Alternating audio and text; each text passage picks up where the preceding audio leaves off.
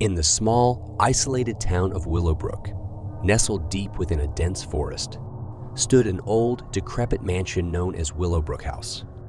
Its grim reputation was infamous among the townsfolk, who spoke of eerie whispers in the night, flickering lights, and the unsettling feeling of being watched. The house had been abandoned for decades, its dark history shrouded in mystery.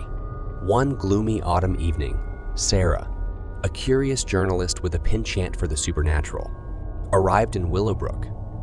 She had heard the rumors and decided to investigate Willowbrook House. Armed with her camera and a heart full of skepticism, she approached the mansion. The rusty iron gates creaked open as if inviting her in. Sarah hesitated for a moment, but her curiosity got the better of her. She stepped onto the overgrown path leading to the ominous mansion. The air grew colder, and the once quiet forest echoed with eerie whispers. Inside the mansion, Sarah's flashlight flickered. She ascended the grand staircase, each step sending a shiver down her spine. Portraits of somber-faced individuals lined the walls, their eyes seemingly following her every move. The mansion seemed alive with malevolent energy.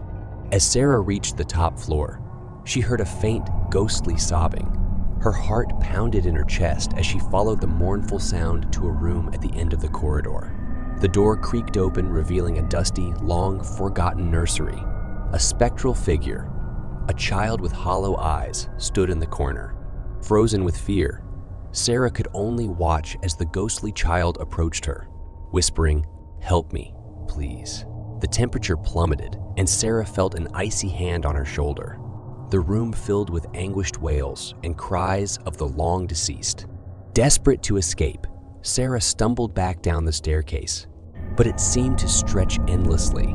The mansion's walls closed in on her, and she was trapped in a nightmarish labyrinth. The tormented souls of Willowbrook House sought to keep her there forever.